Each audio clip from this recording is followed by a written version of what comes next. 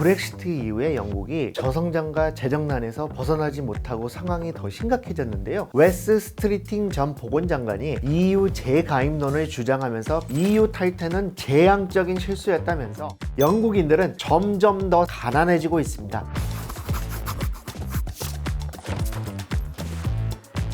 안녕하세요. 조선일보 손인석 기자입니다.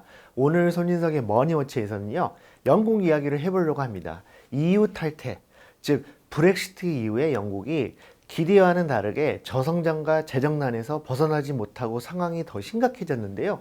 브렉시트 국민투표로 EU 탈퇴를 결의한 시점이 곧 10년째를 맞이합니다. 2016년 6월 23일 치러진 국민투표에서 브렉시트 찬성 51.9%, 반대 48.1%로 가결됐었는데요. 국민투표 결과에 따라 2020년 1월 정식으로 영국이 EU와 결별하고 나서 어떤 어려움을 겪었는지를 살펴보고자 합니다. 네, 그렇습니다. 영국에서 최근 치러진 지방선거에서 집권당인 노동당이 참패했는데요. 그래서 키어 스타머 총리에 대한 퇴진 압박이 가시화되고 있습니다. 조만간 노동당 대표 경선이 가시화되고 있는 상황에서 경선 출마 의향을 밝힌 웨스 스트리팅 전 보건장관이 EU 재가입론을 주장하면서 파장이 일고 있습니다. 그동안 브렉시트로 인한 갖가지 부작용과 혼란을 알면서도 정치권에서 재가입하자는 공개 주장이 없었기 때문에 주목을 받고 있습니다. 웨스 스트리팅 전 장관은 최근 공개석상에서 EU 탈퇴는 재앙적인 실수였다면서 브렉시트 때문에 우린 산업혁명 이후 가장 약해지고 가난해졌으며 통제력을 잃었다고 주장했습니다. 그는 영국의 미래는 유럽과 함께하며 언젠가는 EU로 되돌아갈 것이기 때문에 우리는 EU와 특별한 관계를 맺어야 한다면서 노동당이 다음 총선에서 EU 재가입을 공약으로 내걸어 국민에게 그 방향을 승인받는 방식으로 추진해야 한다고 밝혔습니다. 영국이 브렉시트 국민투표부터 정식으로 탈퇴하기까지 4년 정도 커다란 홍역을 앓았기 때문에 총리를 노리는 스트리팅의 이런 주장은 상당한 파장을 가져오고 있습니다. 만약 이후에 재가입하려면 상당한 진통을 겪을 수밖에 없는데요. 그런 걸 알면서도 재가입 주장이 유력 정치인 입에서 나온 건 지금에 와서 브렉시트가 현명한 선택이 아니었다는 점이 분명해졌고, 특히 경제에 미치는 타격이 크다는 생각을 하는 영국인이 늘어났다는 걸 보여준다고 볼 수 있습니다. 국민들의 여론도 브렉시트가 현명한 선택이 아니었다는 쪽이 점점 많아지고 있습니다. 여론조사에서 유고부의 조사를 보면요, 2020년 초 브렉시트를 할 때만 해도 브렉시트가 옳은 결정이었냐 잘못된 결정이었냐 거의 의견이 반반씩이었는데요. 점점 잘못된 결정이었다는 의견이 많아져서요, 작년에 실시한 조사에서는 잘못된 결정 56%, 옳은 결정 31%로 잘못된 결정이었다는 의견이 2배 가까이로 많아졌습니다. 적지 않은 타격이 있었습니다. BBC가 OECD 자료로 코로나 직전이자 브렉시트 직전인 2019년 4분기랑 브렉시트가 이루어진 이후인 2022년 3분기의 경제 성장을 비교했더니 G7 국가들 다 플러스 성장을 했는데요. 영국만 마이너스 0.4%로 역성장했습니다. 같은 기간 미국은 4.3%, 캐나다는 3% 성장을 했고 이웃나라 프랑스도 1.1%는 성장을 했는데요. 영국은 3년이라는 적지 않은 기간 동안 아예 마이너스 성장을 한 것이니까요. 국민들의 고통이 컸다고 볼 수 있습니다. 블룸버그가 분석했더니 브렉시트로 영국의 GDP가 4% 정도 줄어든 것으로 추정됐는데요. 영국 GDP의 4%는 원화로 환산하면 220조 원 되는 엄청난 액수입니다. 최근에도요, 영국은 2024년 1.1% 성장하고 2025년 1.3% 성장했는데요. 1% 초반의 성장률에 불과했습니다. 그나마 이것도 조금 좋아진 것입니다. 물가 상승률은 작년에 반년 정도 4%대 이상이었던 것을 비롯해서 최근 2년 사이에 대체로 3%대 중반 이상을 기록하면서 다른 선진국들보다 상당히 높은 수준이었고요. 특히 전기, 가스 같은 공공요금이 비싸서 서비스 물가 상승률이 5% 안팎으로 고공행진을 하고 있습니다. 그래서 생계가 어려운 영국 가게들이 많고요. 영국의 전기요금은 한국의 3배가 넘습니다. 물가가 너무 많이 오르니까 영국은 기준금리를 2023년과 2024년에 연 5.25%라는 높은 금리를 유지했는데요. 워낙 금리가 높은 여파로 비싼 인건비와 대출 이자를 감당하지 못해서 재작년과 작년을 합쳐서 2년간 영국 전역에서 24,000개의 크고 작은 기업이 파산했습니다. 또한 영국은 GDP 대비 국가 채무 비율이 103%에 달하는데요. 심각한 재정난에 시달리고 있어서 과감하게 재정을 풀거나 세금을 깎아주는 정책을 쓰지 못하고 있습니다. 스타머 총리가 궁지에 몰린 건 저소득층을 위한 복지 혜택을 많이 줄였기 때문에 지지층에서 불만을 사고 있는 건데요. 나라 살림이 나쁘면 선택의 여지가 좁아질 수밖에 없습니다. 영국인들은 점점 더 상대적으로 가난해지고 있습니다. 구매력 기준 1인당 GDP로 영국은 우리나라에 2024년에 역전됐고요. 갈수록 그 차이가 커지고 있습니다. 일상에서 물건을 구입하고 서비스를 이용하는 여력은 이미 영국인이 한국인보다 처진다는 건데요. 구매력 기준 1인당 GDP로 프랑스는 올해부터 우리나라가 역전할 예정이고요. 독일은 우리가 아직 역전하려면 한참 멀었다는 걸 보면 영국인들이 라이벌 국가들보다 일상에서 소비 여력이 더 작다는 걸 엿볼 수 있습니다. 영국 국립경제사회연구소에 따르면 2007년부터 2024년 사이 17년간 영국의 1인당 실질 가처분 소득 증가율은 14%에 그쳤습니다. 그보다 앞선 17년 동안인 1990년부터 2007년까지 실질 가처분 소득이 48% 증가한 것에 비해서 훨씬 낮은 수준에 머물렀습니다. IMF 기준으로 2008년 이후 영국의 연평균 경제 성장률은 0.7%에 불과한데요. G7 가운데 한 수 아래 국가인 이탈리아를 제외하고 가장 낮습니다. 브렉시트로 영국이 타격을 입는다는 걸 우리는 막연하게 알고 있는데요. 손에 잡히도록 구체적으로 예시를 들어서 설명해 보겠습니다. 브렉시트로 인해 무역이 감소한다는 게 이런 것입니다. 어떤 프랑스 회사가 거래업체로 네덜란드 회사랑 영국 회사를 놓고 저울질하다가 약간의 이점이 더 있다는 차이로 영국 회사를 선택을 했는데 브렉시트로 영국과의 거래 절차가 까다로워지고 번거로워지고 시간이 더 걸리니까 네덜란드 회사로 바꿔버리는 것을 예로 들 수 있습니다. 이런 게 쌓여서 영국 경제가 위축된다는 겁니다. 또는 아르헨티나의 육류 가공업체가 유럽에 쇠고기를 수출하는 경우도 생각해 볼 수 있는데요. 브렉시트 이후에 EU와 영국의 통관 기준과 검역 기준이 서로 달라지게 되니까 영국 거는 EU 수출품과 다르게 따로 가공도 해야 하고 따로 포장을 해야 할 수 있는데요. 그러면 비용이 더 들어가게 되니까 EU 수출 물량에 비해 규모가 작은 영국 수출 물량을 비용을 더 들이지 않기 위해 아예 수출을 안 할 수도 있는 겁니다. 그러면 이건 무역이 감소할 뿐만 아니라 영국 내 육류 공급이 줄어서 영국 내 물가를 올리는 결과를 가져옵니다. 이런 사례들이 쌓여서 영국인들의 삶이 팍팍해지는 겁니다.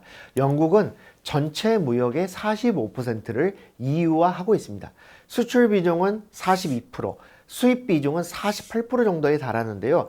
이전에는 자유롭게 제약 없이 교역을 하다가 통관 절차가 생기고 검역을 해야 돼서 절차상 불편해지니까 이게 고스란히 비용으로 전가돼서 물가가 많이 오르고 경제활동에 제약이 심했습니다.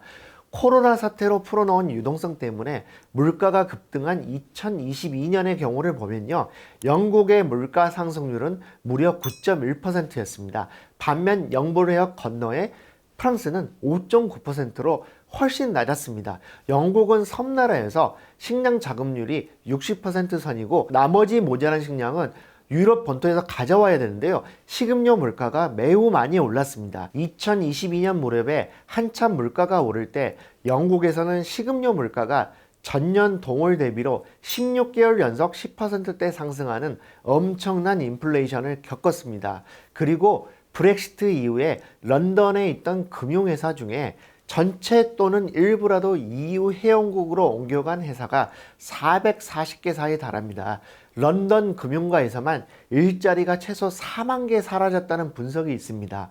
또한 EU 산하기구가 유럽 본토로 옮겼는데요. 이를테면 EMA라는 유럽 식품의약품 기구가 있습니다. 미국의 FDA처럼 유럽의 의약품 인허가 권한을 가진 큰 기구입니다. 이게 런던에서 암스테르담으로 본부를 옮겼는데요. 900명 정도 되는 전문 인력들이 다 암스테르담으로 이사를 갔고요. EMA를 출장차 런던을 방문하는 사람들이 연간 수만 명에 달했는데 이 사람들이 이제는 런던으로 안 가고 암스테르담으로 가는 결과가 나왔습니다. 또 EBA라는 EU의 은행 감독 기구가 있는데요. 이건 런던에서 파리 근교의 라 데팡스로 옮겼습니다. 이런 변화는 영국의 항공업계, 호텔업계, 외식업계의 악재가 아닐 수 없습니다. 런던의 자랑인 금융시장도 위축되고 있습니다. 시가총액이 원래 비교도 못할 만큼 런던이 파리보다 컸는데요. 브렉시트 이후 한때 역전되기도 할 정도로 런던이 수모를 겪었습니다. 기업 공개도 한창 때의 10분의 1 수준밖에 안 됩니다. 영국이 자랑하는 반도체 설계회사 ARM이라고 있지 않습니까? ARM. 이 회사가 2023년 뉴욕 나스닥에서 상장했는데요.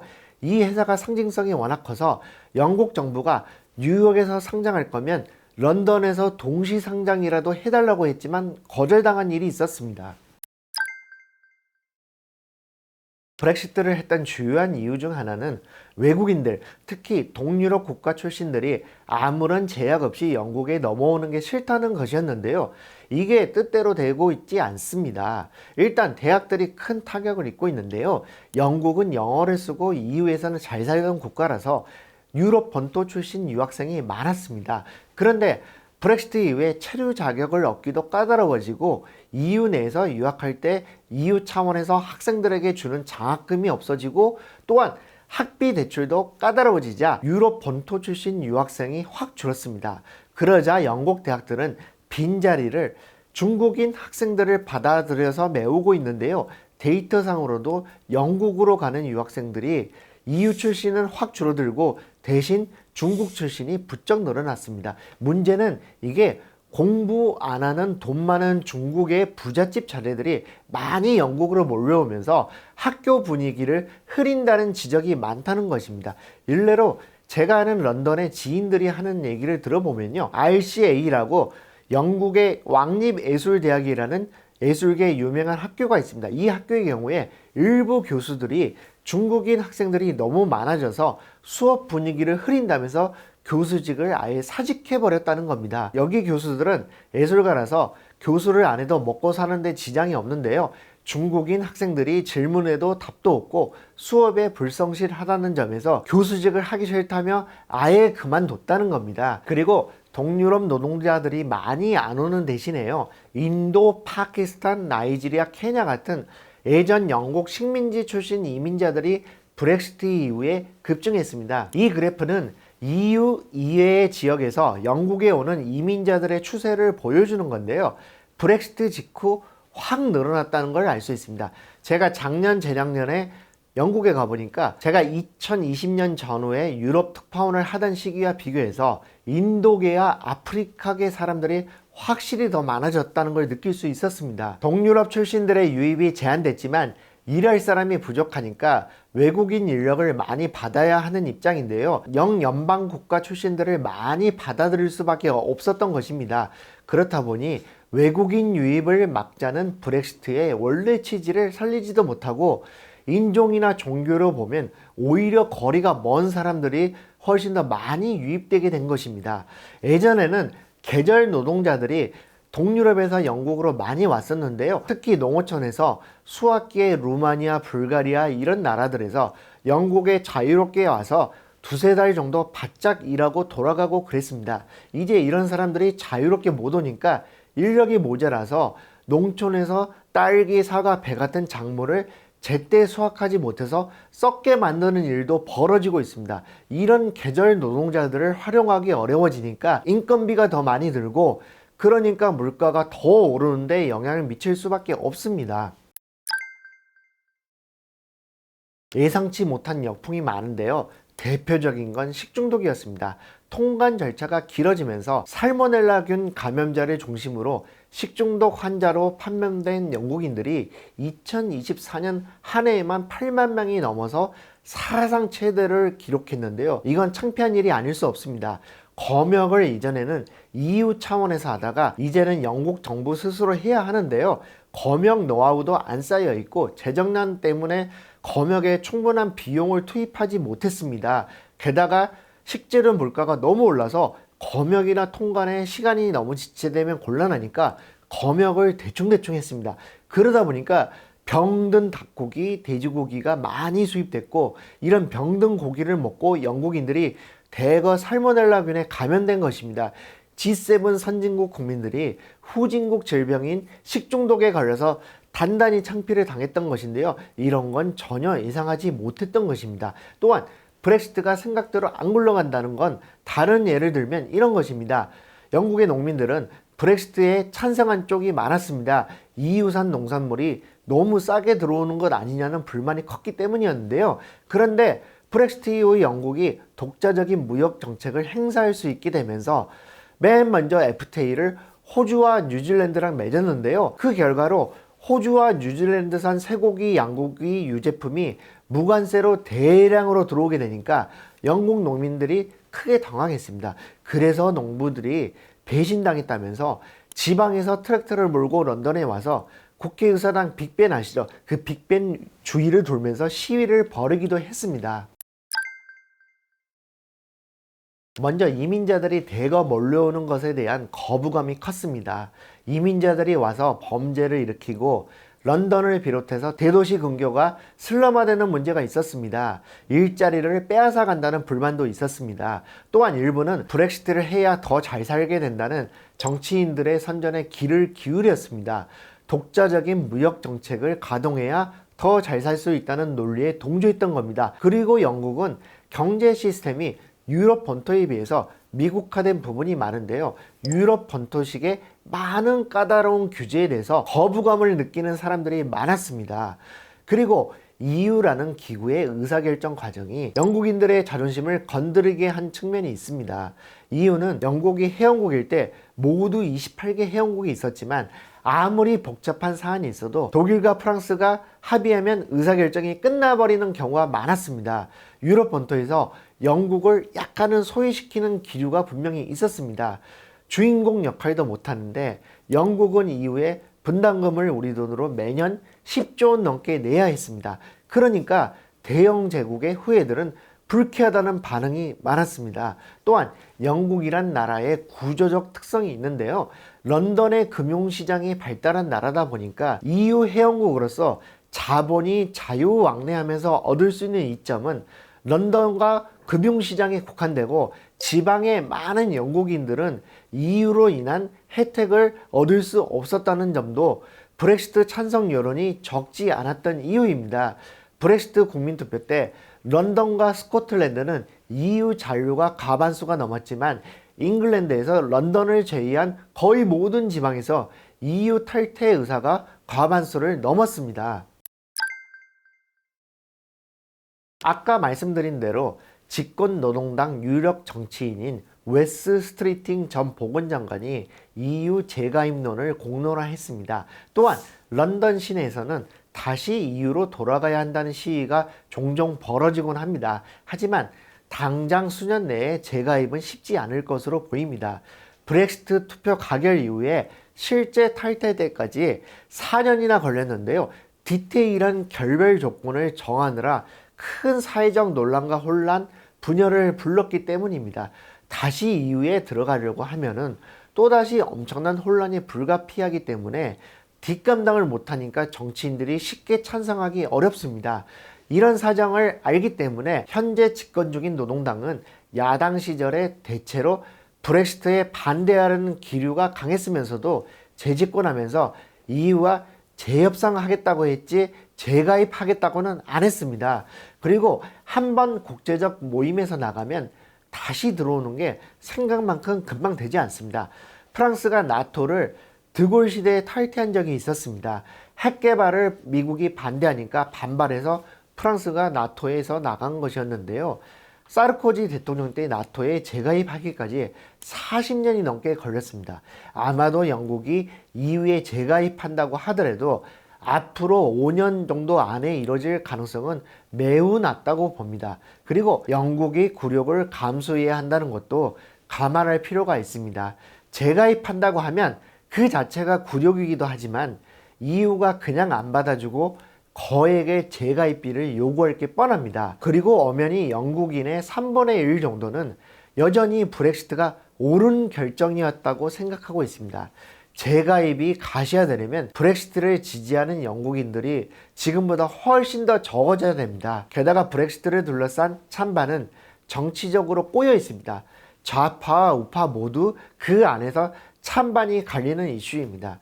우파에서도 자유무역을 중시하는 시장주의자들은 브렉시트에 반대하고요.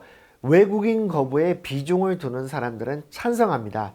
좌파에서도 외국 사람을 차별하면 안 된다는 런던의 젊은 글로벌주의자들은 브렉시트에 반대하는데요. 지방에 살거나 저소득층에서 외국인들 때문에 일자리가 빼앗기거나 임금이 낮아진다고 생각하는 사람들은 브렉시트를 찬성합니다. 찬성과 반대가 이렇게 뒤섞여 있어서 복잡한 이슈입니다.